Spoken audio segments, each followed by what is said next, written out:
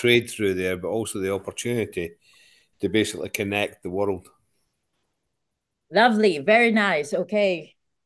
Um, Mama, Ate Chloe, the same? Okay. Okay, so let me just make it as a view as a gallery. Gallery? Gallery. Yeah, so we can all see each other. Okay, so thank you. They're all you're all all you've said are correct. Brian said that they're on the border near that eastern part of uh my Asia Minor, okay? Asia Minor, yeah. Asian Minor. Okay, so Philadelphia, why it's called Philadelphia? We said earlier, and Mama keep on saying that this is brotherly love.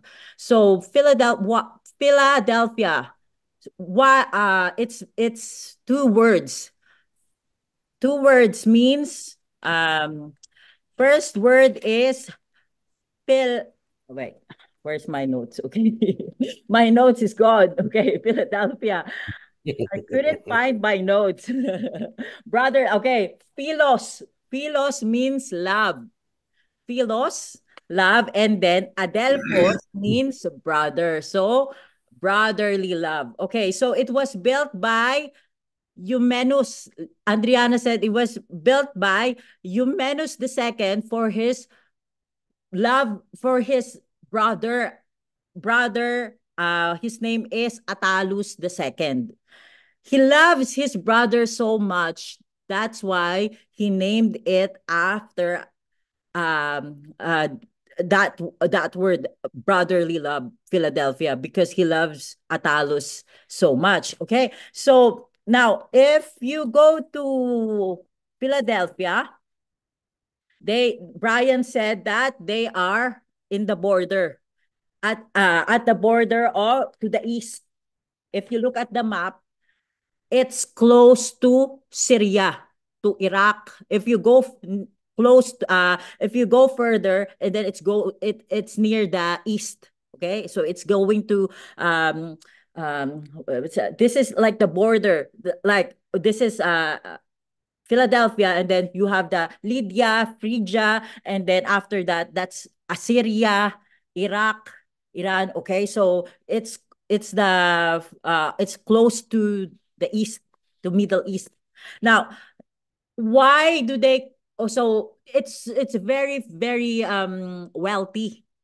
It's also wealthy because um Tiberius said that he said that it's look like a little Athens because it has a theater, there's like buildings and stadium in there. But then the problem is that there always an earthquake in there.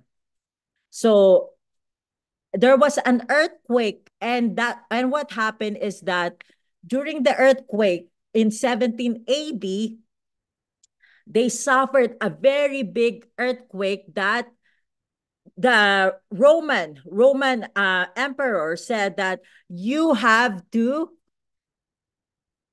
pay tax, a big tax. All the citizens there has to pay big tax to rebuild the city.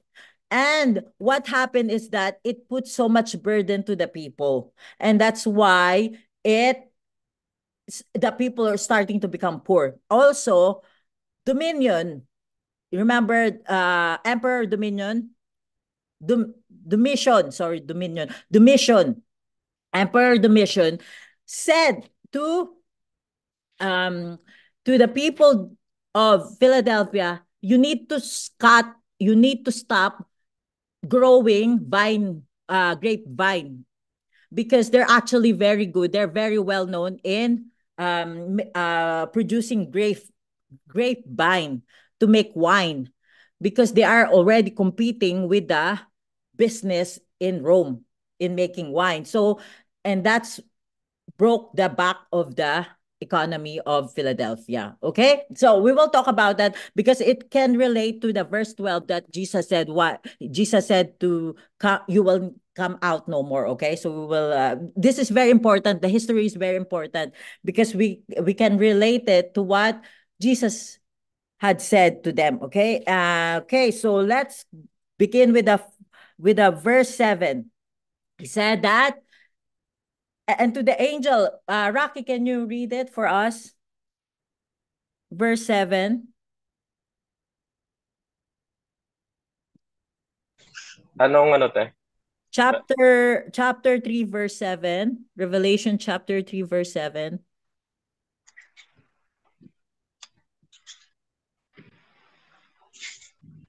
To the angel of the church in Philadelphia, right? These are the words of him who is holy and true, who holds the key of David. What he opens, no one can shut, and what he shuts, no one can open. Thank you. Okay, so he talks about two things about Jesus described himself as holy and true.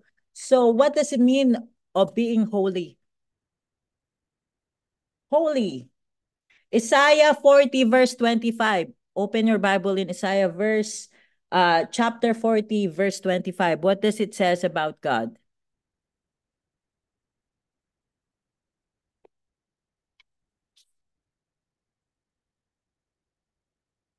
Verse 40 verse ano Ken? Isaiah chapter 40 verse 25.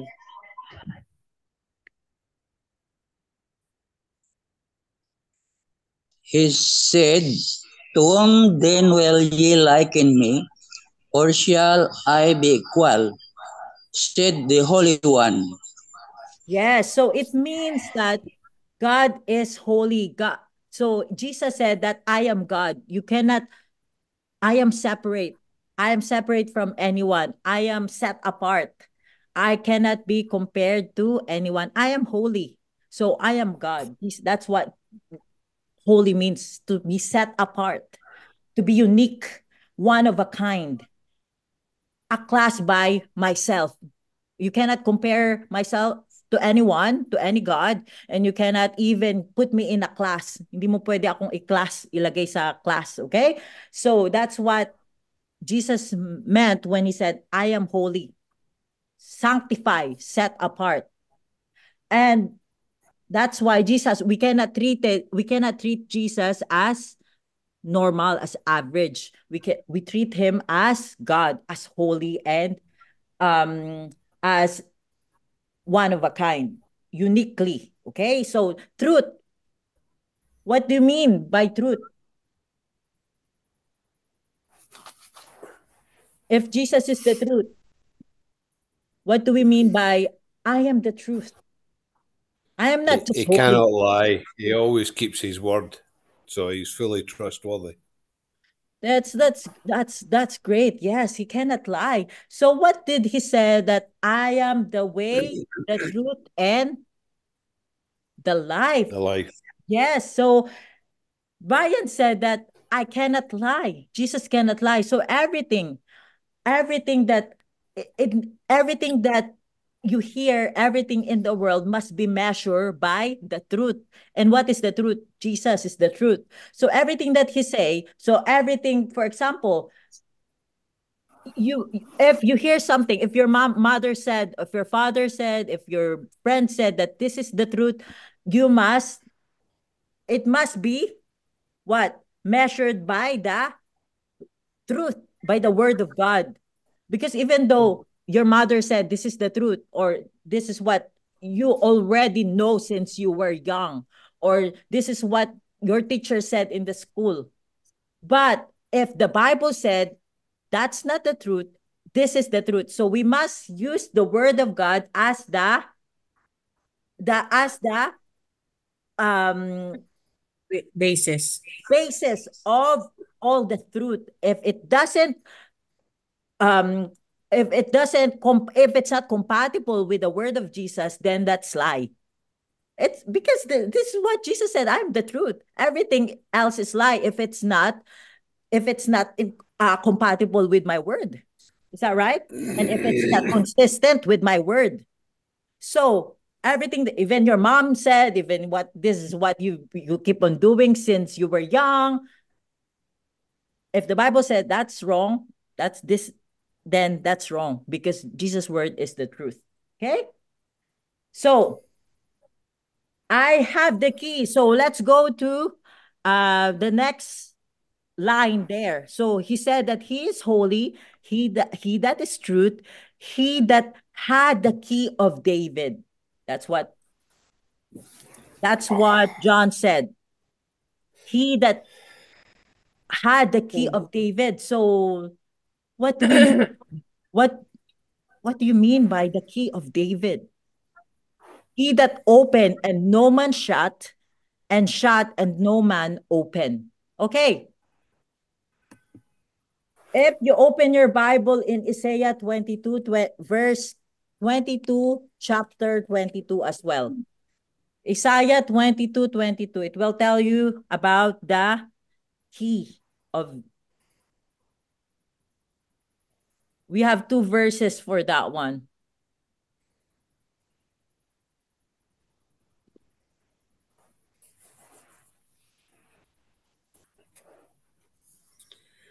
What verses, son? Isaiah chapter 22, verse 22.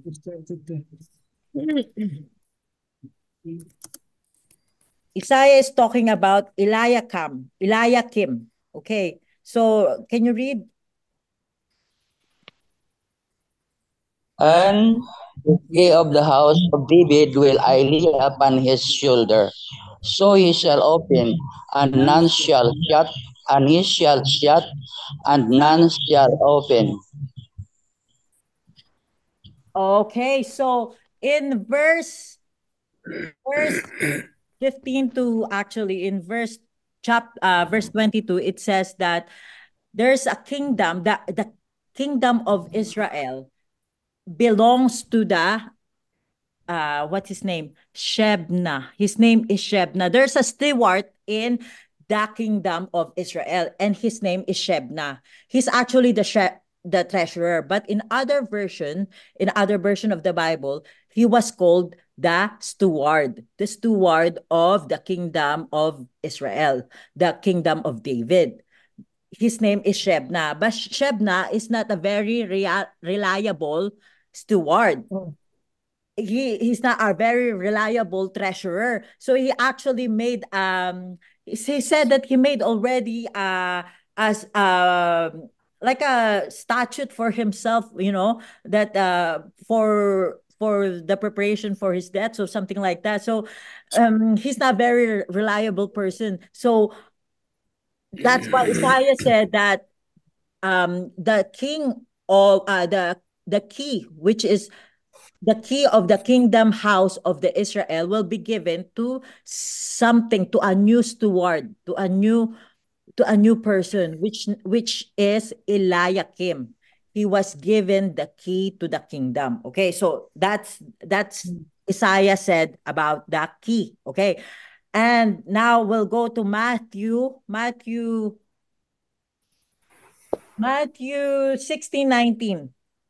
Matthew 16:19. Matthew 16:19. Yes. I will give you the keys to the kingdom of heaven. Whatever you bind on earth shall be bound in heaven, and whatever you loose on earth shall be loosed in heaven. Thank you. Okay, so what do you mean by that, Matthew? That I am going. Jesus is actually talking to Peter. He was talking to Peter. He said to Peter, upon this rock, you Peter, okay, I will build my church. So if you think about it, Peter became the foundation of the church. He became the Bishop of Rome. Remember? Saint Peter. Yes, Saint Peter is what became the Bishop of Rome. That's another translation for that. But then Jesus is saying that because he's talking to Peter at the time, and upon you, upon this rock. So which means that Peter is the rock, and Foundation. yeah, and the foundation, and that from this rock I will build my church. So I will build my church, and that he said that I am going to build my church, and I will give my church a key to the kingdom. Verse 19.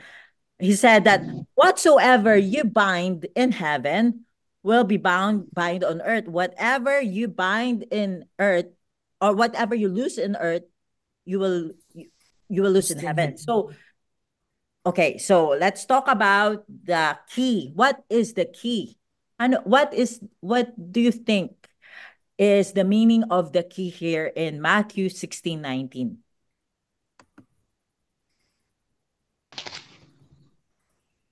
The key represents the power or and authority. Yes. Word of God. Yes. Okay, very good. The key is actually the authority. So Jesus said, I will give the authority to my church. So as a church, we have an authority. Okay? Okay. So Jesus said, I have the master key. Because when you think about when you read it, it says we were given the keys, plural form. Verse 19, plural form. I will give unto you the keys of the kingdom of heaven to my church. Okay. So we got keys, plural form. We have many authority. Okay. But this is not the master key, but Jesus hold the final authority, the master key. Let's go to Matthew 28, verse 18. It tells you that Jesus hold the master key there. Matthew 28. It's when before he got he ascended to heaven. 20:10. Matthew verse 18, chapter 28.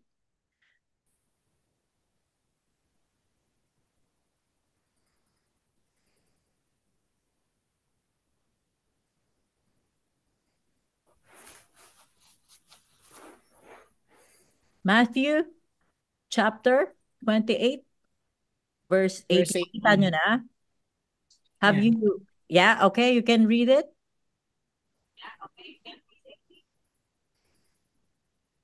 Matthew 28, verse 18. Then Jesus approached and said to them, all power in heaven and on earth has been given to me.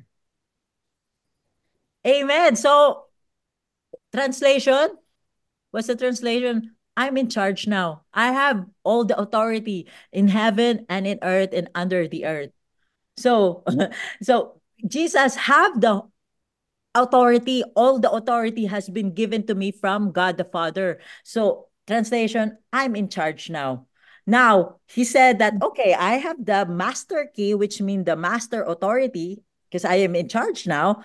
I hold the master key, and you church, I will give you kingdom key, which is kingdom authority. Many key, maraming key. There's a lot of keys that was given to us. So what does it mean is that if you don't use the correct key, okay, in everything that you do, Jesus will not back it up. Jesus will not support it. That's why, for example, if you use the key for a wrong door, we made an example about this last time. I think I've talked about it last time.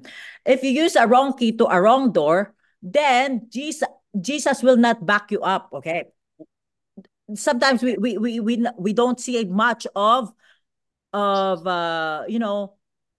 powers. Why we cannot do this one? Why we are struggling? Why this is so hard for us to do? Because we are not using the right authority, which means that it should be according to what Jesus said. And then if this is according to what Jesus had said to us or according to his will, then he will back it up. Okay? So let me give an example about Papa, okay? Papa, I think it was a story about he tried to open a car. He was a driver. Papa, this is right, pa. Papa we used to be a car driver or as a personal driver. So his boss told him, Carding, open my car and get something from the car. So he came out, and then I think it was a specific color of a car. So he knows. And there's two cars with the same color. Okay. So he went out, he didn't ask, he used the key, it's a manual key. So there's no automatic key at the time. So it's a manual key. He went to the door of the car. He tried to open it. He couldn't open it. And there's people that came towards him. They said, why you're opening my car? Are you a carnapper? And then did they beat you up, no? This is what you told me the last. I don't know if this is you or what, I have this you? experience. Is this you? I have experience before. Yeah. So he was beaten. He was beaten because they thought he was a carnapper. And then he said, "My boss is there. I am the driver. I tried to open my boss' car, not your car." I said, "That's Yeah. my car. Why you're opening my You know, car?" So that's you know, why. it will happen to me. My experience. Or siya are going to be shut up, but it's better. My employer in the building, they help me. See, because you are using the wrong key. Wrong key to a wrong door. Now, if you use the right, you have the right key, but you are using it into a wrong door, wrong car. So if you have the right car, right key, then your employer can back you up, yeah, and you will have no problem, isn't it? So as well as the same thing as what happened to me.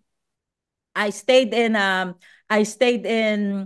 Radisson. We stayed in Radisson in Bacolod. And then when I arrived here, I went to our hotel and then I tried to use the key. And then it doesn't work. The key card hotel. Why it's not working? It's not working. I tried many times. And then when I checked that it is Radisson Hotel, it's not Intercontinental Hotel. So I went downstairs and then I said to them, your key is not working. And then the reception said, no, because this is from different hotel. So so this is why I'm saying you need to have the right key to open the right door for you.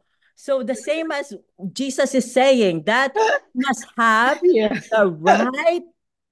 the right key and the right door. Okay. Well, you have the right key, but sometimes you have the wrong door. If we use You are the daughter earthly, of your father. yeah, if we use the earthly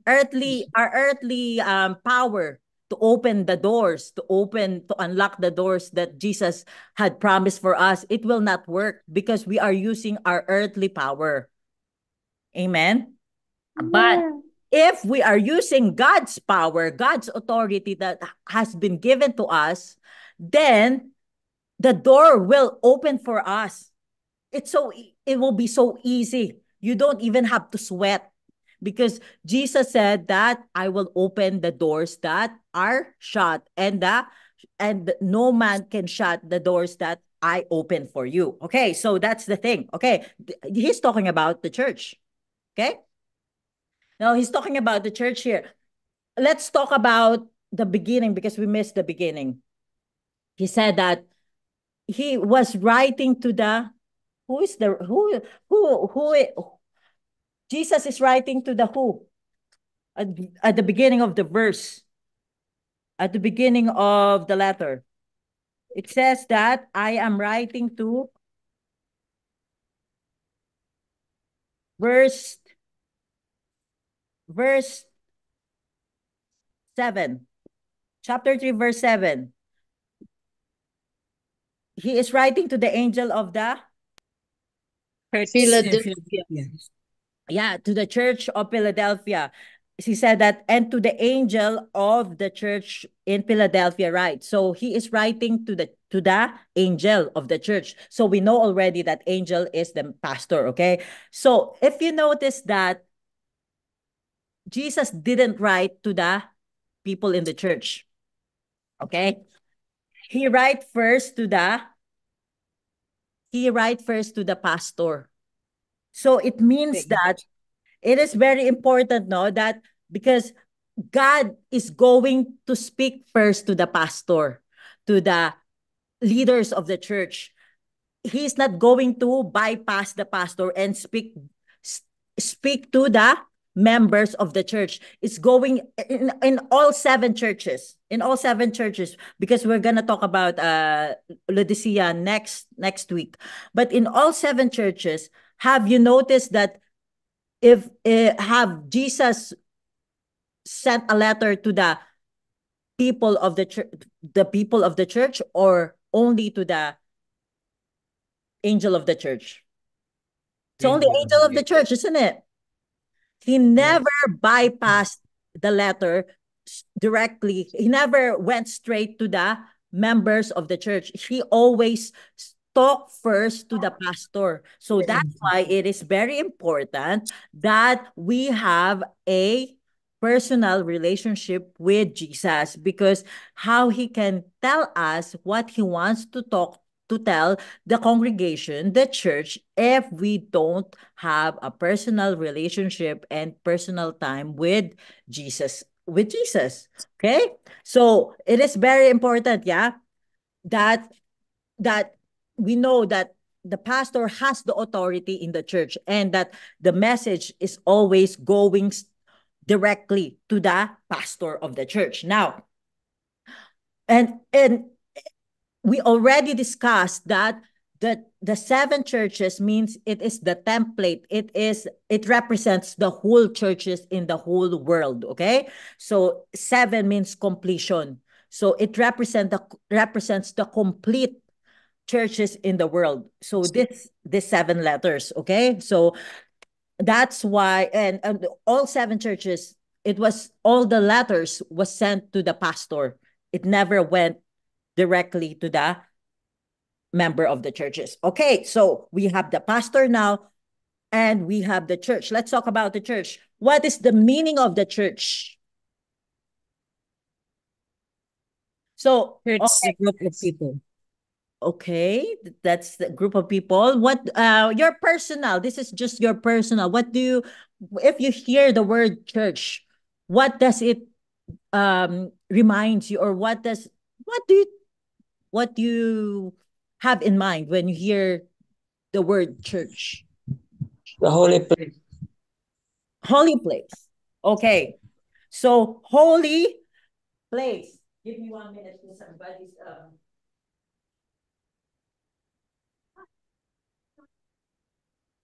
the holy place. Okay. Somebody's on the door. Okay. The holy place. Tita Belen, what do you, when you hear church, anong pumapasok sa isipan mo? There's no right or wrong answer. Nakamute ka, tita.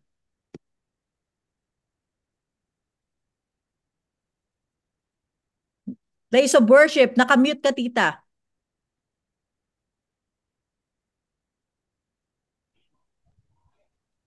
It is a holy place where Christians worship, The Lord.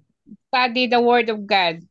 Okay, so it's a place to worship and study the word of God. Thank you so much. That's an excellent answer. Ate Chloe, when you hear the word church, what do you know about church, or the word church? Body of Christ. Sorry, body of Christ. Christ. Okay, thank you so much. Mama, ikaw, what it means for you? Church refers to a group of Christians who worship the Lord. Oh, good. Okay. And Brian?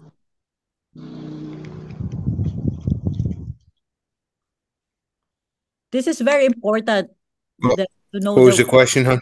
What's for you? What do you know about the church? How can you describe the word church in your own personal understanding? The word church is a congregation of people who are there to worship and give praise to God. Is because we're all going to be a lot stronger if we're there together having communion. Oh, very good. That's really good. Amazing answer. Okay, so let me tell you something. The word church means ecclesia. Have you heard about ecclesia? In Greek, ecclesia, okay? Ecclesia. I think you heard ecclesia ni Cristo. But this is Ecclesia. Ecclesia. 2 words. It's a it's a compound word. So ek means out, ek. And then klesha, which is kaleo, okay, which means I call. So out, ek, and then klesha or kaleo means I call or I summon. I call you, something like that. I call. Okay. So these are the 2 compound words. And when you put them together, ekkleo, it is translated to ecclesia. Ecclesia means church. Okay. Okay. When did it was first used? If you look at Old Testament, there's no word church in the Old Testament. Okay. It was used only in the New Testament. The word New church. Testament. They actually borrowed this word church from pagan people. Okay, so this is actually pagan borrowed. This word church was borrowed from pagan, non-Christian, pagan people in Athens. Okay, so let's give you a little bit of history about church, Athens. So ecclesia is translated to the word church. So if you heard about ecclesia ni Cristo, iglesia. Okay, so that's sa Greece, sa Athens. If you go to Athens, you can find there a place called Ecclesia. This is a Ecclesia where it was first assembled sa Athens, okay? It was at the top it was at the top of the mountain on the Acropolis. There's a place at the top of the mountain and it's called Acropolis, and that's where they put their assembly. It's actually an assembly hall. It's like parliament, okay? Assembly hall. So in relation to Jehovah's Witness, that's what they called assembly hall, okay? That's what they call their church, assembly hall. So they borrowed this word church from Athens, okay? And this ecclesia where they have, so these people actually in Athens, they have this political meeting, economical meeting. This is like if you know parliament where they make their law in UK, it's like Senate. Parang Senado sa atin. Okay? So this is the ecclesia is where they make their law. They will make decision about who is going to be removed and take in Athens, everything about the economy, everything about the city. They will make a decision in that particular place in ecclesia. Okay? So it's only the elected people that are allowed to come in there. Elected people. Okay? So parang ang parliament, it's like parliament. Now, that's why it says that they were called to go there and join the meeting, and then they can make the decision. Okay? So this is a pagan place. So now, and then the preacher there, and then the spokesperson there is called Kairos, okay? Kairos, which we get the word preacher, okay? So, ang tawag sa spokesperson nila, okay? So when they were called, and then the meeting is going to be to take place in Acropolis in Ecclesia, and then they were going to hear the word of Kerux. Kerux is the main spokesperson. He is also the spokesperson of the king. Now, Kerux, preacher, preacher comes from the word kerux. Okay, that's why us, preacher, we are the spokesperson of the king. Amen. Got it? Okay, so this is just a little history about the church. That's why when you talk about church, you don't just think about, oh, this is just a small church, small gathering where people meet and praise and pray to the Lord, and little powerless powerless congregation, assembly hall that people read the Bible and worship God. No. When the writer of the New Testament used the word church, they know what is the power of the church. So because the power of the church here, it says in Athens, they used to make the law there. They used to make the decision that will affect the whole city, the whole country. So our church, your church, if you think that this is a small church, if you think that your church is powerless, I am telling you now that is wrong, because the church can affect, okay? If there's a work of Holy Spirit in our church, then it can affect even the city, the street, the whole nation. Your church, our church, has a power to affect the whole nation. So that's why Jesus said, I've given you the authority. If you are using the right authority, then the right key, Jesus will back it up. Okay, so you are a powerful church. Every church are very powerful, not just our church, but every church of God, every church of Christ is very powerful. That's why it's very important to understand why it was called church, because it came from the word ecclesia, where it's like an assembly hall where they make law, where they decide what they're gonna do, who will gonna be removed here, what they're gonna do with the money, these are all powerful people, elected people. Okay, so that's it. Okay, so we know now about the word church. It came from the word ecclesia. Okay, so and he said that open the door that no man can shut. And okay, so tell me about this one. Open the door that no man can shut. For you have a little strength.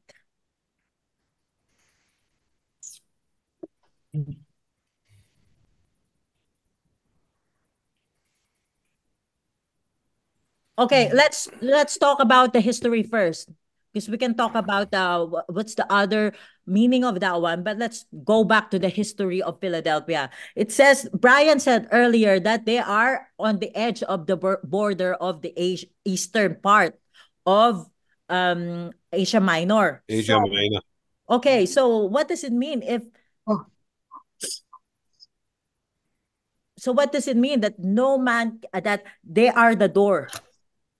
The door. Okay. So actually, because they are in a really good location, geographically, they are in a really good location. Okay. So for them to spread the Greek culture to the outside world, to the next town, to the next city, to the next country even, okay? So, if you're at the edge, at the corner, yung nasa ano ka na at the far side, nasa border ka na, so you're next to the next country, okay? So, it means that you are a door, you are an open door to spread the word of God, okay? Because Philadelphia is a really good place. It's a very prosperous place because they can do commerce, they can do trading of products and Greek language, Greek tradition, Greek products, and they can trade it. They can sell it to other city, to other country, because they are on the border. So that's why it says that you are the door. Okay. Now Jesus said, no door, you are a door. And then what Jesus is telling them that you can actually spread the word of God. You are actually an open door to other places for you to reach them, to reach, to teach, to do the missionary, to do the missionary work, to reach the other city, other country. Okay? Because they're close to Syria, to Iraq, to Middle East. Yeah. Now, okay, so that's why they're a door. They're a really good geographic location. It's like us, we're in China. You have to take advantage of the good geographic location. We're in China, and that we can take advantage of the products here because it's almost everything is all made from here. So we can take advantage of it because it's cheaper here, isn't it? So that's the reason why Jesus said, take advantage of where I put you. Okay? You're where you are right now in MH Church. Take advantage of that and then preach the word of God. You're possibly close to the places that nobody can reach. So you're close to what you're close to. You're close to Tugis. You're close to Miranda. You're close to Pontevedra. You're there. God put you there so that you can preach the word of God. Amen. That's the other meaning of that one because they are at the border of Asia Minor, eastern part. Now, the second one is that he said that I can open the door that no man can shut because you have a little strength and that you have not denied you kept my word and you have not denied my name. Okay, we talked about authority earlier. We said that if we use the right key or we use the right door, then Jesus will back it up with his master key. Okay? Jesus will back it up. Jesus will support it with his authority, with his master authority, because he has the final authority. Now, he said that you of little strength. Okay? You know who is the greatest people in the church? Do you know who's the greatest people in the church?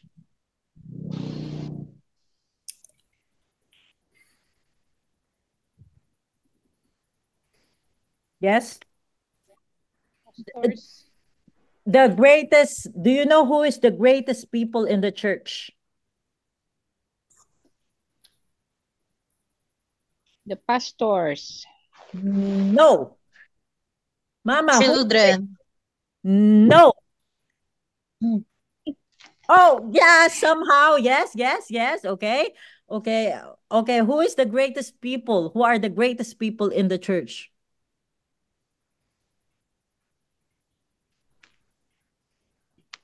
Ate, your camera, you can open your camera so we can see you. If you're not busy. If you're not, doing something. Hindi, nag-charge kasi kaya malayo. Oh, okay, sorry. Okay, Papa, who are the The greatest followers people? of, Huh? yes, the followers of Jesus Christ, our Savior. You have a point, okay? So the greatest people in our church, in the congregation, is the people with little power. Yung mga walang power, yung mga mahihirap, yung mga walang impluwensya, yung mga maliliit na tao sa the little people in our church.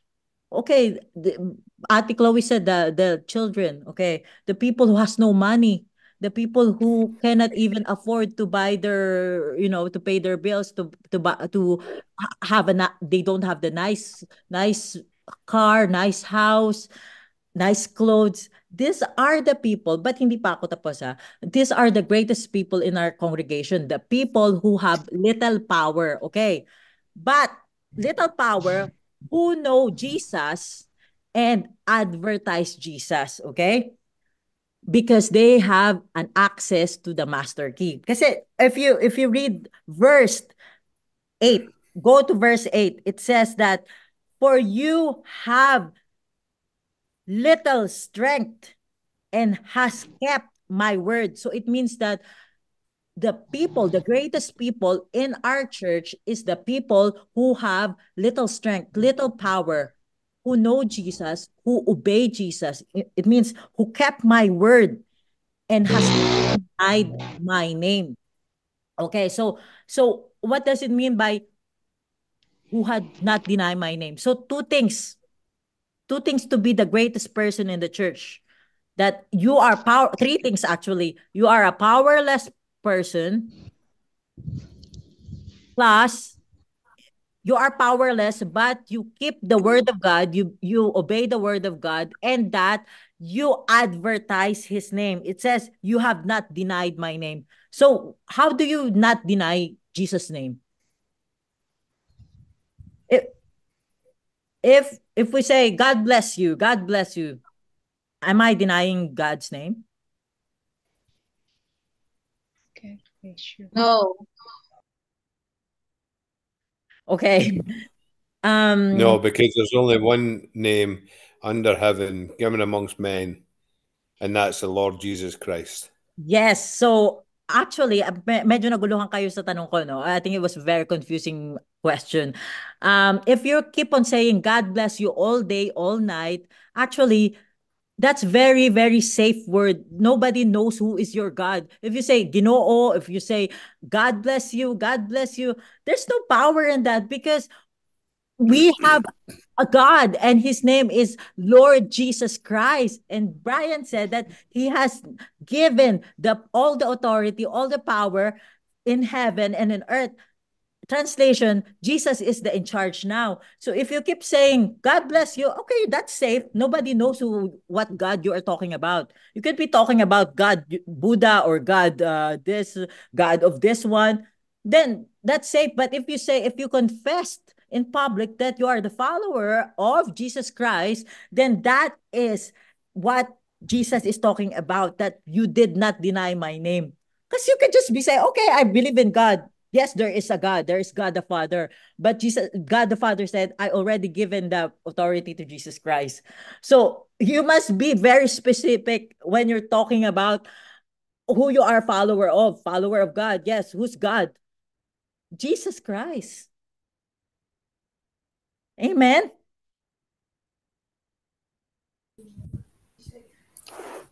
So You're back now on. yes. So you must be specific. You don't just use the generic name. Generic name, okay, God bless you, God bless you. I will yeah. But who's God you're talking to? It should be Jesus Christ. You should be you should be publicly confessing his name, that I am the follower of Jesus Christ, not I am a follower of God. They don't even know who's God you're talking to. That's what he says, that you obey me, that you obey my word, and that you don't deny my name, that I am your Lord, your Savior. That's what we do in in baptism. That's what we need to do. That's why we are doing baptism, because we are publicly proclaiming that we are now a follower of Jesus Christ. That's, and then that we obey what he's telling us. So it means that I will open the door for you. If you want to see more doors open for you, if you want to see more doors open for our church, then you must do these two things. She said it doesn't matter, because it doesn't matter you have no money, you're poor. It doesn't matter if people thinks that you have no influence, they don't even acknowledge you, they don't even talk to you in the church, they don't even acknowledge you, that this person is, this is just a is just a small person, this has little power. They don't have money, they don't have notoriety, they don't have influence. But Jesus said, be careful, you don't think highly of yourself, because I will give them the master key, I will open the doors for these people. Okay, that's why we suggest to each and everyone that it doesn't matter, that that that that we should keep ourselves small, we should keep ourselves humble. Because if God blesses you with a nice house, praise God. If God blesses you with many many what do you call that? Many possession, many material things, business, money, good jobs, better opportunity. Oh, praise God. But then as long as you know that you are not higher than the person who cannot even pay their bills, the poor people in the church, you should not think highly of themselves. You should not think highly of yourself. We should not think highly of ourselves. Us, me. Sometimes we forget about these things. because we built the church. Oh, we founded the church. Oh, we have this, we have a nice car, we have a nice house. And then Jesus said, do as long as you don't think highly of, as long as you're not thinking that you are better than the poor person beside you. Yeah, because I will open the door for them that you cannot even close, that no man can close. Okay? So Jesus will back them up. Okay? So that's the verse. Now we'll go to verse 9. Behold, can you read it for us? Verse 9. Revelation chapter 3, verse 9.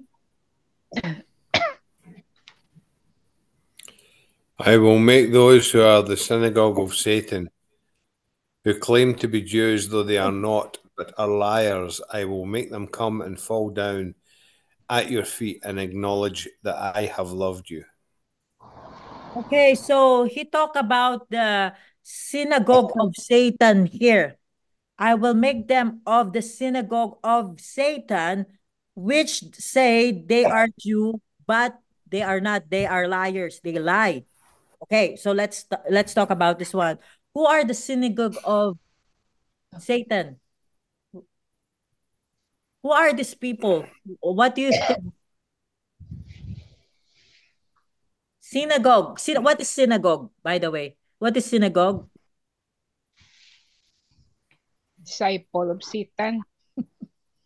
Followers of Satan. So synagogue is a temple, Jewish temple. Oh. Yeah, synagogue. That's where they worship. Yeah, the Jewish people, the Old Testament, the synagoga. Now, what is the Greek word for Satan? Greek word. Satanas or Satanas, okay? We know it's Tagalog as well. Satanas, okay? What's the meaning of Satanas in Greek? It means liar, deceiver, okay? Liar. Yeah, who conspire, who make conspiracy. So liar, deceiver, okay? So that's Satanas, Satana. Satan, Greek word Satana, okay? Now, it says that this what it says?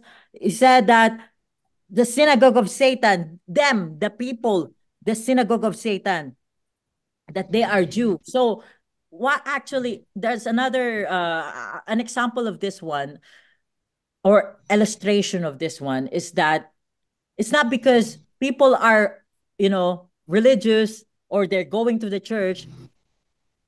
It doesn't or they talk religious talk, they talk religiously, or they go to church. It doesn't mean that they don't lie. They are righteous people. Not all people who goes to church are righteous people. Okay? Not all religious people are righteous. Okay, that's another illustration of that one. But if we go back to the history again of Philadelphia, remember we talked about in Sardis about what happened to was it in Sardis or in other churches, that we said that the Jewish people, they were talking bad things about Christians. Yes? They were talking about bad things to Christians. Now, it means that the Jewish people at the time, they were telling lies about, oh, these people who they say they are Christian, they are actually cult. And they are lying, and they were telling it to the pagan people, the non-Christian, the government, the other religion, or other people, okay? Non-Christian. And they were telling that and these are their brothers and sisters. There are Jewish people. So it says that they are it says that they are Jew. They are Jew. So they are your brothers and sisters. But what happened? They tell lies to you. And then, so when they were rejected the Christian. So they started as Jew. They go to synagogue, they worship in the synagogue. And then when they become Christian, they were started to be rejected. They were actually blotted out from the register. And then these Jewish people, they were saying, you're not allowed to come here. That's why no, as well, door that was the door that it was shut to them. The synagogue door was shut to them. So, for example, I'm a Christian and I want to go there. I want to go to the synagogue to pray. They will not let me in. So they will close the door for me. The door. That's why Jesus said, I will open the door that no man can close. Okay, that's another illustration for that one. So as well as other people will say, I thought you were Jewish. I thought you used to go to synagogue. And then, but why you are not there anymore? Why you go? Because now, before they have church, house church, they don't have church. They don't have like our church right now. They only go to a wealthy person's house to have a house church. Those are the Christian. So now, if they were rejected from synagogue, they were ashamed. They were actually, being publicly ashamed by other people. You used to go to synagogue. Why you're here now? And then when they knock on the door, they will say, you're not allowed to come here because you're Christian. Yeah, that's they have so much, they suffered so much from their brothers and sisters. They're Jewish. These are the Jewish people. This not even the non-Christian. These are Jewish. So it says, okay, the next line, verse 9 pa rin, verse 9. I will make them behold. What's the meaning of behold? In Greek word, behold. Or in English, what do you, when it says behold, it means in Greek, it's like a proclamation. Yes, it's like bewildered. It's like, wow. Okay?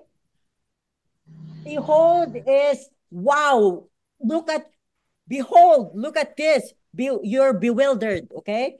I believe that behold is, I think I wrote it here. I'm just checking it now, but can you double check? Behold is ido. I-D-O-U. Parang ido. In Greek, okay? So behold means ido, I-D-O-U, okay? Which means wow, means look at this, okay? So Jesus said, behold, wow, look at this. Behold, I will make them to come and worship before your feet and to know that I have loved you. Okay. Another example of this one, you remember Joseph? Remember Joseph? Joseph in the Bible, not Joseph of Tita Belen. Joseph. Okay, Joseph, what happened to Joseph? He said that you meant it for evil, but God meant it for good. What happened to Joseph? His brothers plotted a scheme against him. He was thrown in the pit. He was sold to the Amalekites, and then he was actually treated very badly by his brothers. Okay, these are his brothers. These not different people. Okay, but when they found out that Joseph was actually the second in command in Egypt, when they went to find the food in Egypt, when they asked for food, when they not ask but go there and buy the food, and they found out that it was Joseph, that was their brother, they were so scared. And Joseph said, do not be scared, okay? You meant it for evil, even though your plan was evil for me, but God meant it for good, okay? If you look at it, if you look at the verse 9, it says, I will make them to come and worship before thy feet. So what happened to the brothers and brothers of Joseph? They actually bowed down on Joseph. So it means that even though they tell lies about you, they were bad to you. They were telling, he said, your brothers and sisters. These are the Jew. These are the synagogue of Satan that are lying to you. This is not non-Christian. These are your people close to you. They lie to you right now, okay? This is now we can relate it to ourselves. These are the closest people that goes to the church, but they lie to you. They tell bad things about you, about your church, about what you're doing, about your faith to God. But just wait, okay? I will make them come and worship before you, before your feet, and they will know that I will love you. Okay, how they will know that that Jesus love you? Because God will open the door for you that you cannot even open.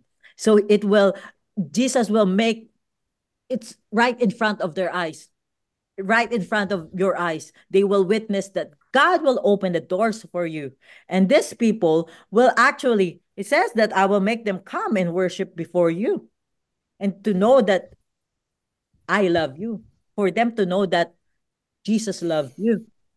So do not right now, if you are feeling that you are going through trials, that you are people are talking bad things about you, if they are lying against you, they're telling untruthful things about your faith, about your love for Jesus Christ, about your ministry. You know what? You don't have to do anything because God will fight for you and he will make these people bow. I'm not saying that they will worship you like God, but he use it in a word that he will come and and worship before your feet. So it means that they will acknowledge that, oh, you are actually the true follower of Jesus Christ, that they will acknowledge your authority, that you have authority and that you have power that came from Jesus. Amen. So don't think that we're small. We're small church. Don't think that, because God will give us the authority. Okay? Now let's go to verse 10.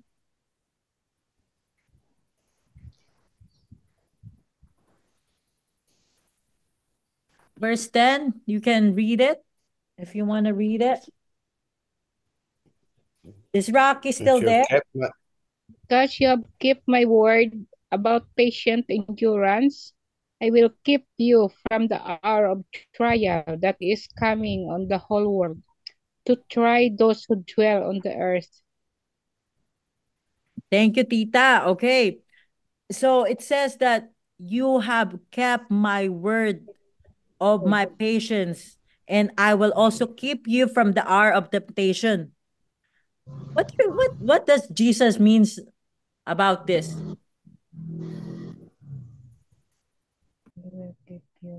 That I will keep you from the hour of temptation.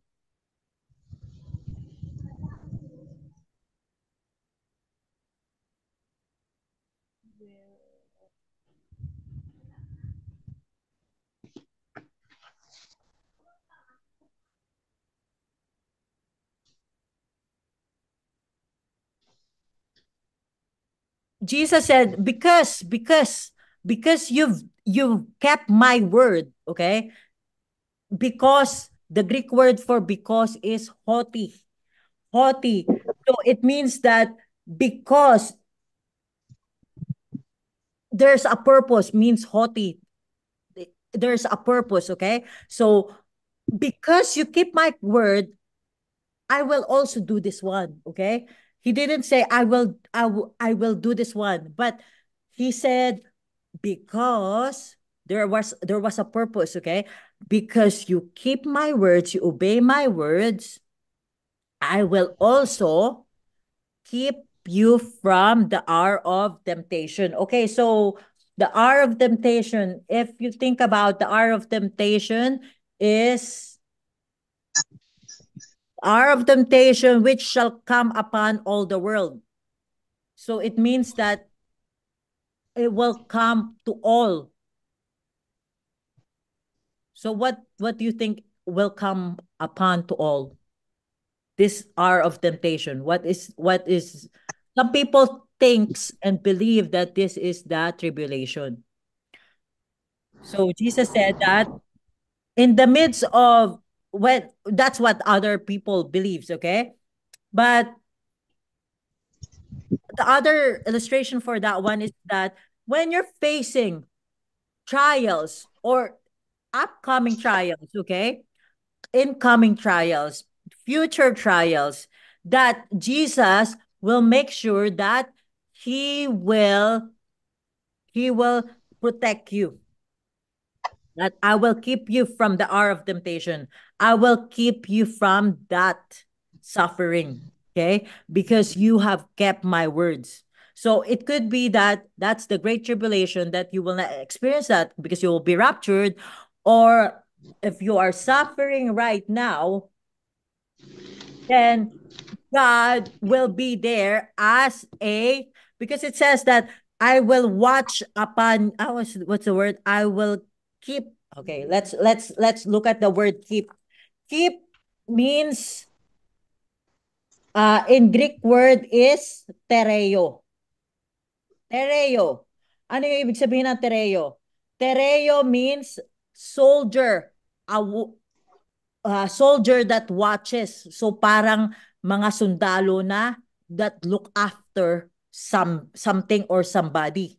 So he's saying that I will keep watch. It means that I will be like a soldier. I will be like a soldier who watches over you, and that who will guard you, to keep watch on you. So that's what the meaning of I will keep you, okay? Like a soldier, tereo. Okay. So Jesus will watch over us through everything we endure. He will make sure that he will be there. He will guard you, and he will watch us over you like a soldier, okay? Regardless of whatever attack you may receive and whatever attack that you may encounter. Okay. So let's go to sabi niya temptation. What's the meaning of temptation? So I will keep you from the hour of temptation. So what's the other word for temptation? The Greek word for temptation is perasmus, okay? It means perasmus in Greek. It means outside source. So I will keep you, I will protect you, I will guard you like a soldier from the outside source that may destroy you, okay?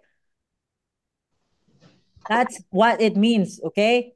It could be the tribulation, or it could be the things, the hard times, okay, that you will experience or experiencing right now. Now, let's go now to verse 11.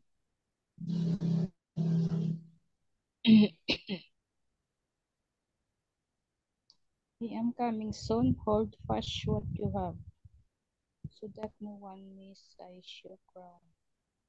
Oh, okay. So behold, sabi ni Tita Belen, behold, I come quickly. Hold that fast which you have, that no man take thy crown. So what's the meaning of crown? Jesus said, so that nobody can take your crown.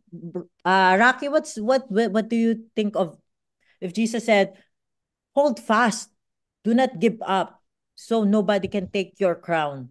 What does it mean?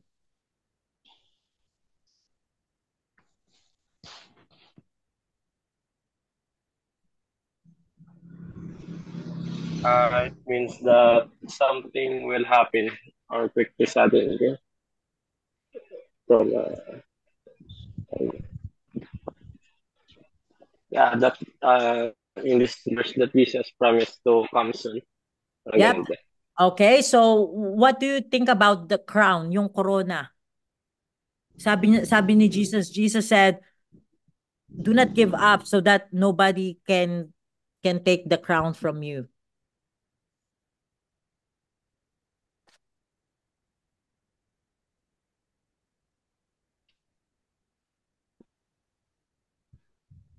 uh, So he urges the believers at Philadelphia to keep a firm grip on the truth and on their loyalty to him. Yes, okay. Okay, so that's so that they will not lose their crown. So do not give up, take a firm grip of truth and loyalty to Jesus Christ. Okay. Thank you. That's a really great answer. Okay, let's let's talk about crown. What is the word crown in Greek? Crown. Crown. Corona. Coronavirus. So, may kilala ba kayong Stefano or Stephanie? Do you know somebody who's called Stefano or Stephanie? Yes. Because Mori. Stefano Mori, Ate Chloe knows Stefano Mori is a very famous celebrity, Stefano Moris. Actually, a crown in Greek word is Stephanos. Okay? Stephanos.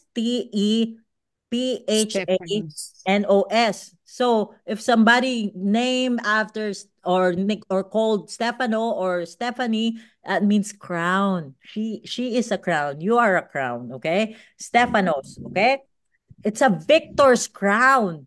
So it means that Jesus said, so nobody can take your victory, the crown, your reward, the victor's crown from you. Okay, that you have gotten from being, what did Rocky said, from being diligent, from being loyal, from keeping the truth and being loyal to Jesus Christ, for being diligent, being committed to Jesus Christ. That's what it says. That is the Stefano, the crown, the victory's crown. Should not taken from you. That's your reward. Your reward. So nobody can take your reward from you. Okay? Okay, so if you notice, there's another word again here, verse 11. What's the first word? In verse 11. I am coming quickly. Sorry, Ma. First word. I am coming quickly. Yes, okay. So in your version, in Gideon's version, I am coming quickly. But in King James, the first word is behold, ido, okay? Ido is Greek of behold. I-D-O-U, ido. Parang aso, no? Ido, aso sa Bisaya. Pero is the meaning of wow, bewildered, amazed, okay? Wonder, that's the meaning of behold. Sabi ni Jesus, behold, Jesus said, behold, I'm coming quickly. So, coming quickly, I'll come. I'm coming. And then he said, quickly. So, what's the word? What's the meaning of quickly? Quickly. In Greek, it means takos. Okay? Quickly. Takos. In Greek, okay? We will be learning a lot of Greek word today, okay? Quickly so we know now the crown is Stephanos in Greek. The behold is Ido. You remember Ido because it is a Bisaya. Quickly means tacos. Tachus. And tacos means to reach the finish line. So you're in hurry. You are in urgent to finish something, to do something as soon as possible, no? So it's like Jesus is saying, okay, hold fast. Behold, I am coming quickly. I am coming quickly. Actually, he's on the way now. So if you think Jesus is doing nothing, because it seems like you are suffering if you are going through stuff and then you feel like, why Jesus is not saying something? Why Jesus is not doing anything? And then you feel hopeless. But Jesus said, behold, I am coming quickly. I'm actually there on the way now. I'm very fast. I am very close. 1 feet as fast as possible, no? To move one feet as fast as possible to be urgent. Okay, so he's saying that I will be there. I'm actually on the way now. Okay, nandyan na ako. Just hold on, hold tight. Do not give up. Okay, hold fast and do not lose your victory. And that victory is your crown. Amen. Okay, so verse 12.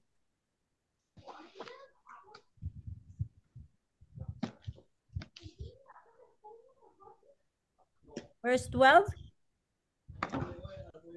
Can we open? The one victorious I will make a pillar in the temple of my God.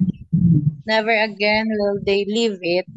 I will write on them the name of my God and the name of the city of my God, the new Jerusalem, which is coming down out of heaven from my God, and I will also write on them my new name. Okay, so let's do it one by one, okay? Line by line. Sabi ni Ate Chloe, he that overcome will I make a pillar in the temple of my God, and he shall go no more. Okay. Okay, let's talk about overcome. The word that they use there is overcome, okay? But when they translate the word overcome in Greek, Over, it's the process of overcoming. So it means that overcome. it's not just a past tense. It's actually a present tense and also a future overcoming. So Jesus is saying that I just don't want you to be victorious in the past, but I want you to be victorious in the and constantly overcoming. I want you to be to every time to be overcoming, not just what you've done in the past. That was just the past. But it should be constant overcoming you are as a church, as a believer, individually and collectively, okay? Okay. You always be winning. Hindi lang you won before, but you always constantly winning. Okay. That's overcoming. So, we Ate Chloe mentioned the word pillar in the temple of my God. Okay, what is pillar?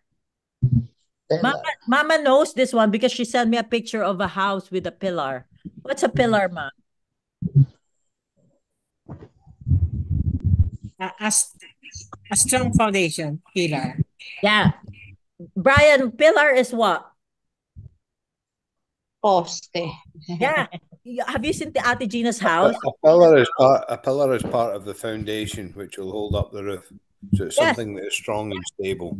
Yes. So the pillar is if you notice Ate Gina's house and Tita Belen's house, they have pillar outside.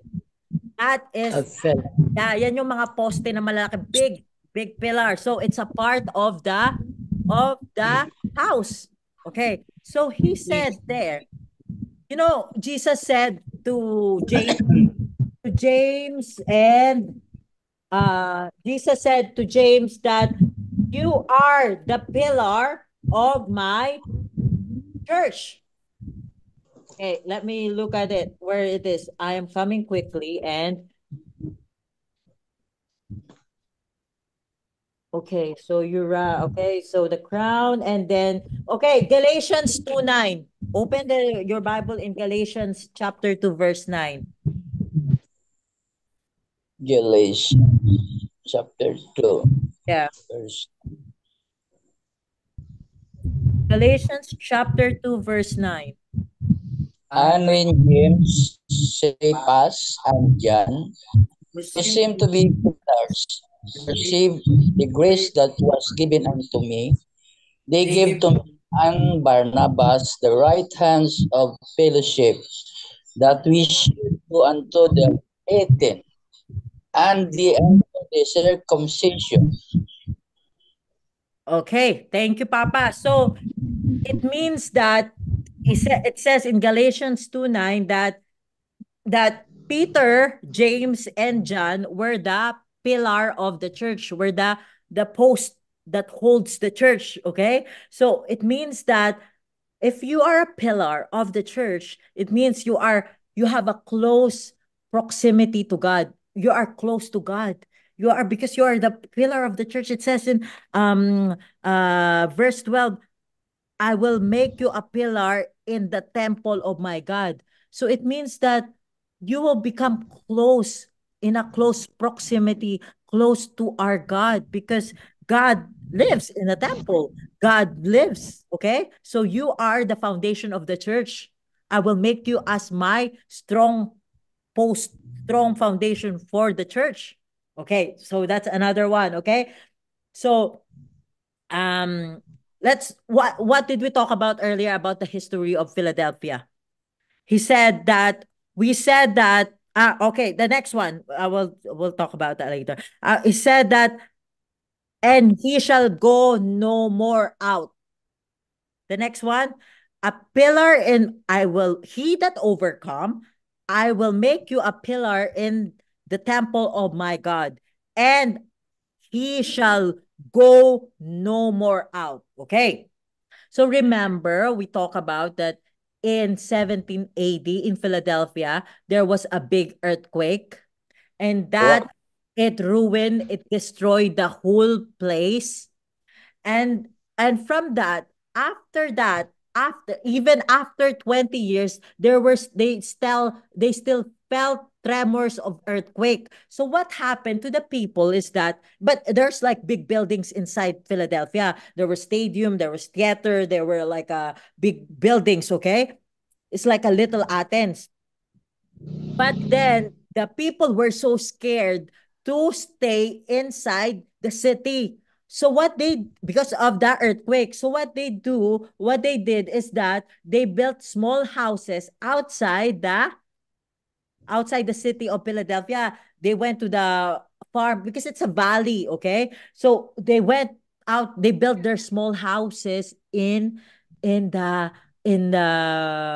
outside the city, because they are scared that if another earthquake will come again, the pillars of the buildings of the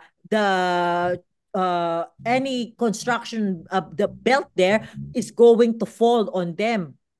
That's why Jesus used that, I, I will make you as pillar in my temple, and you should not go out no more. It means that because they keep on going out of the city, they will work in the city, and then they will come out again, and they will live in their house, because their house is outside the city, because they're scared of the earthquake. So that's why Jesus said, I will make you a pillar. You will be not shaken by the earthquake. You will not be shaken. Whatever comes your way, whatever you suffer, whatever problems or tribulation or any trials you may face, you will not be shaken, because I will use you as a pillar of my church. Okay, and you shall not go out anymore. It means that you will be stable. You will not gonna like the people in Philadelphia. I will go home outside the city. I will work inside the city, because they're scared that if they will build their house in the city, it will gonna be collapse. It will gonna collapse again because of the next earthquake. Okay? So that's the meaning of I will make you a pillar of my church, and you will go out no more. Okay? So that's, if you think about it, everything that Jesus say to the churches, it relates to their historical or geographical situation. That's why it's very important to understand the history of the churches of the place. Okay, but also it has a spiritual meaning as well. Okay, so, and I will write upon him name of my God, and the name of the city of my God, which is New Jerusalem, which come down out of heaven from my God, and I will write upon him my new name. Okay. If you notice, Jesus used a lot of this word. What is the word that he used there? Many times. He said the word what? In verse 12.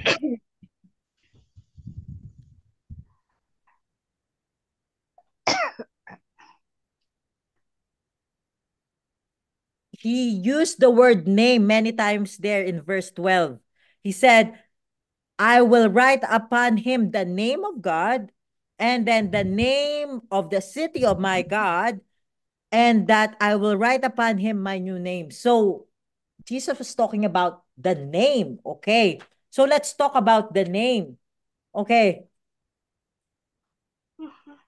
Okay.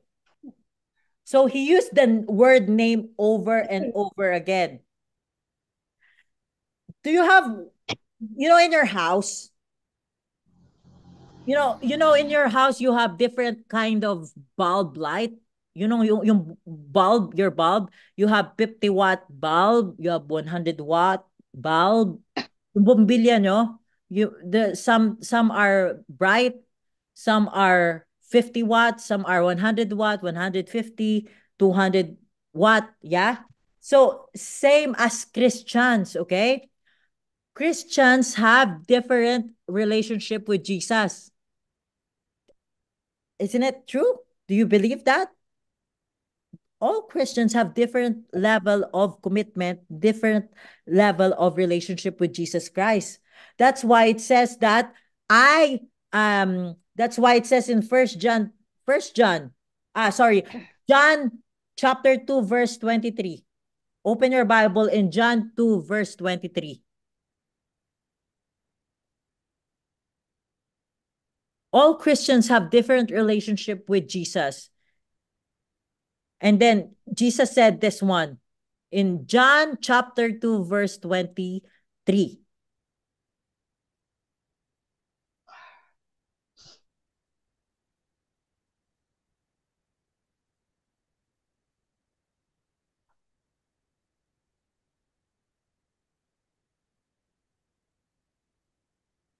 Have you seen it?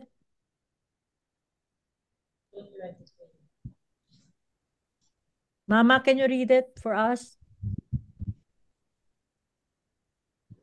John 2:23 says, Now while he was in Jerusalem at the Passover festival, many people saw the signs he was performing and believed in his name. Amen. So many believe in Jesus. Many actually believe that he is the Savior and he is the Messiah.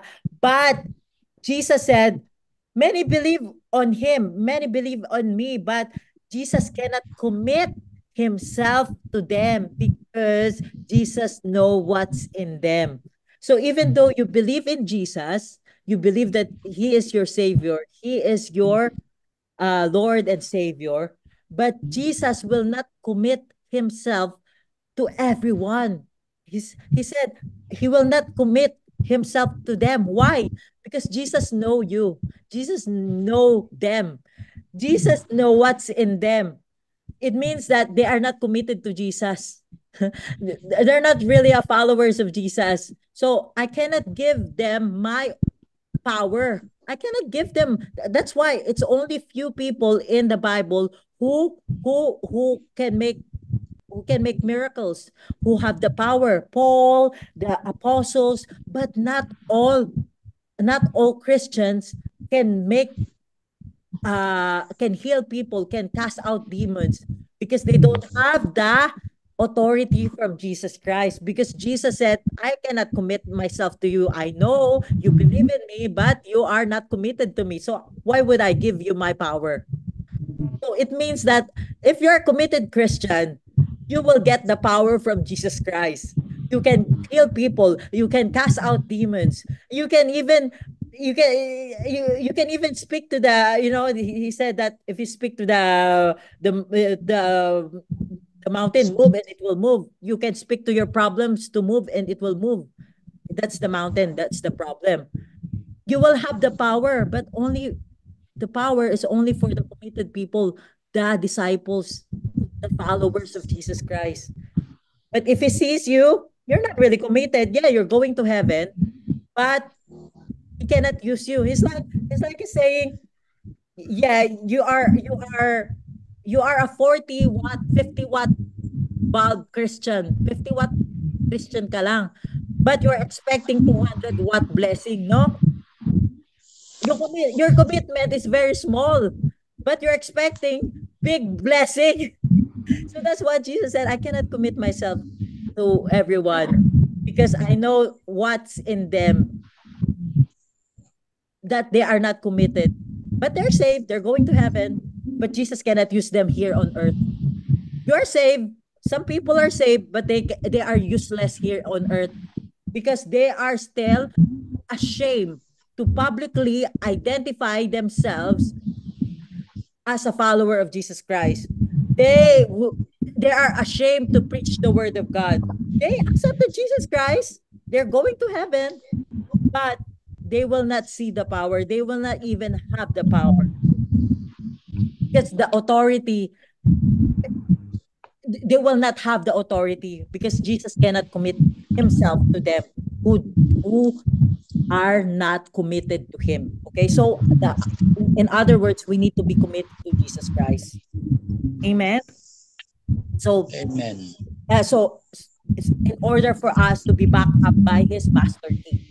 Okay, so I think that's it, no? That's what, and he that had ear, let him hear what the Spirit said unto the churches. So it means that every one of us has ears, but not all of us can really understand what Jesus is saying there. So all the people has ears, but only few of us can understand it. Okay? So we must pray, we must spend time, and we must ask the Holy Spirit to illuminate our spiritual eye, spiritual understanding for us to perceive, to understand the word, the message of God. Because he said, he that had an ear, only the people that can understand, because everyone has an ear. Okay?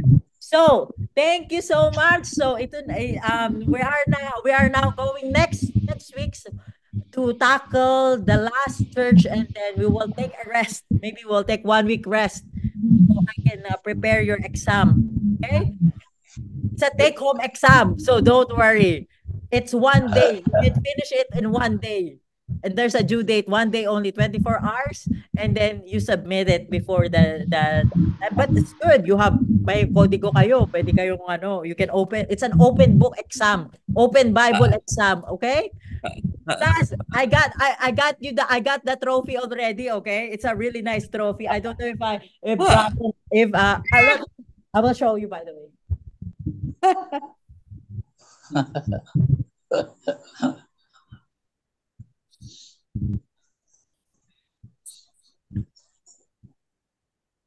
So, this is you will get this trophy from MH Church. Okay? So, Wow. highest score, okay? And always diligent and always posting their answer first, yeah? Yeah, and of course the right answer, not just the wrong answer. May trophy. Sorry? There is a trophy of the lowest score. There is so Overcomers is the star, no? The church, the star. Yeah, so it's a really nice one. So we will gonna have an awards, maybe awards night, parang Oscar awards. So, and we don't know what else you can receive, okay? Maybe a nice gift from Brian. Brian will think about it, okay? But not cash, okay? Not cash, only a gift, okay? So let's see. And then so it's really good that we study hard because we learn from it, isn't it? We learn and we can use it in our daily lives. This is very important. Spiritual learning is very important. It's even important than academic. It's even important than school knowledge. Spiritual knowledge is very important than anything else. So that's our topic for today, and we will going to tackle next time is the Laodicea, the Church of Laodicea, and then that's us. We're gonna take our exam. Okay, so thank you so much. So let's pray na. Let's pray. Let's ask Rocky to lead us in closing prayer.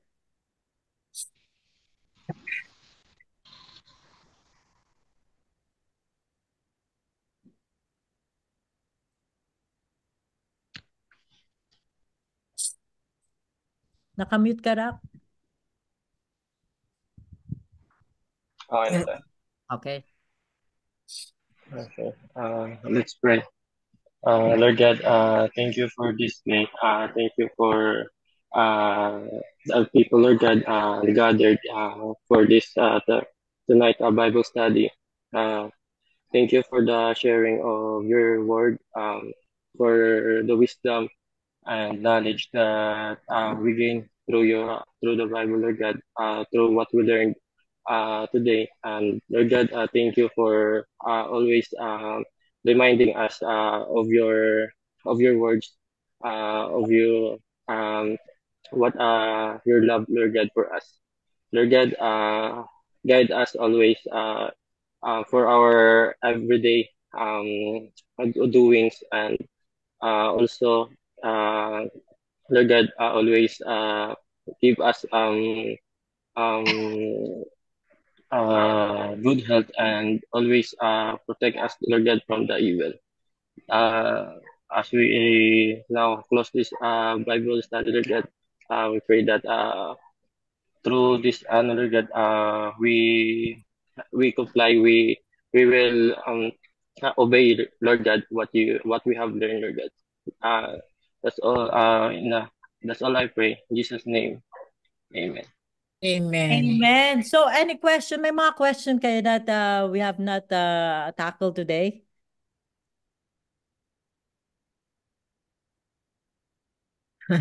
Mama, you have question, Tita? Tita, Papa? No question. No more Okay. question. Okay, so but what do they need to overcome? This is the most important thing. What do you think that what they need to overcome? By the way, We- Brian said that this is the only church. Brian, can you tell us this is the only church that It's the only church that Christ doesn't condemn in any way. walang complaint si Jesus. Jesus did not complain anything about this church.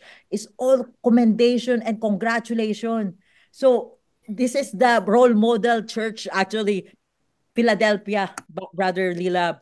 So this is what they need to overcome is the temptation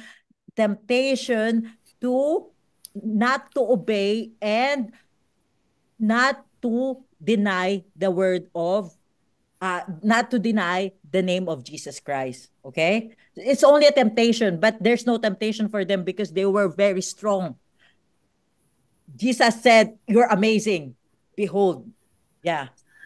Amen. Amen. Amen. So thank you so much and have a lovely, lovely night and see you again next Tuesday. God bless you all. Thank you so much, Rocky. Thank Auntie, you. God thank bless. you. Bye bye. Glenn, Bye-bye. Papa. God bless you all. Bye bye.